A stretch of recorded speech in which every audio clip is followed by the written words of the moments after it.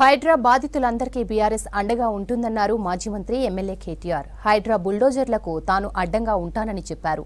తమ పాలనలో కట్టిన 40,000 డబుల్ బెడ్రూమ్ ఇండ్లను హైడ్రా బాధితులకు ఇవ్వాలన్నారు.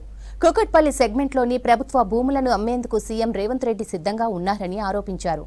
నాలాలపై ఉన్న జీహెచ్ఎంసీ, బుద్ధభవన్, ఎఫ్టీఎల్ బఫర్ జోన్లో ఉన్న మంత్రుల ఇండ్లను హైడ్రా ముందు కూల్చాలన్నారు కేటీఆర్. హైడ్రా పేరిట హైడ్రామాలు కాదు, హైదరాబాద్ను బాగు చేసే ఆలోచన చేయండి. హైదరాబాద్ కోసం, హైదరాబాద్ బాగు కోసం మీ ప్రభుత్వం ఇచ్చిన మేనిఫెస్టోలోని ప్రతి అంశాన్ని వదిలిపెట్టకుండా మేమందరం కూడా పట్టుబడతాం.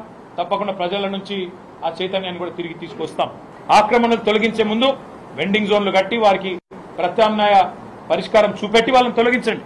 ఒకవేళ నిజంగానే నీకు అవి ఆక్రమణలు అని తెలిస్తే, అది ఎఫ్టీఎల్ అని తెలిస్తే, బఫర్ అని తెలిస్తే ముందు పర్మిషన్ ఇచ్చిన మీద చర్య తీసుకో. కొనుక్కున్నోళ్ళ మీద కాదు. పర్మిషన్ ఎవరిచ్చిండు, ఎట్లిచ్చిండు, తప్పు కాయిదాన్ని ఎవడు గుట్టిచ్చిండు, వాళ్ళ మీద చర్య తీసుకో. దమ్ముంటే ఆ పని చేయి. తప్పకుండా హైడ్రా బాధితులందరికీ న్యాయపరంగా మేము మా పార్టీ తరఫున మా న్యాయ విభాగం, మా లీగల్ సెల్ అండగా ఉంటుంది. నీకు చిత్తశుద్ధి ఉంటే రేవంత్ రెడ్డి, హైదరాబాద్ భూములు అమ్ముతున్నావు, కుకట్పల్లిలో కూడా హెచ్ఎండిఏ భూముల మీద కన్నేసినాడు, తొందరలు అమ్ముతాడని తెలిసింది. నీకు చిత్తశుద్ధి ఉంటే ఇక్కడి భూముల అమ్మకాల ద్వారా వచ్చే పైసలు ఇక్కడే ఖర్చు పెట్టాలి. తప్పకుండా హైదరాబాద్లోని పేదలకు ఇండ్లు ఇవ్వాలి. మీ దౌర్జన్యాలు, మీ దాష్టికాలు ఇట్లే కొనసాగితే మేము ఊరుకోము. తప్పకుండా ఫీల్డ్కి వస్తాము.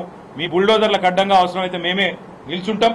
మీరు ఆఖరికి మొన్న కూలగొట్టిన నాగార్జున కన్వెన్షన్ కూడా పర్మిషన్ ఇచ్చింది కాంగ్రెస్ వాళ్ళే. ఇలా కూలగొట్టి డ్రామా చేసేది కాంగ్రెస్ వాళ్ళే.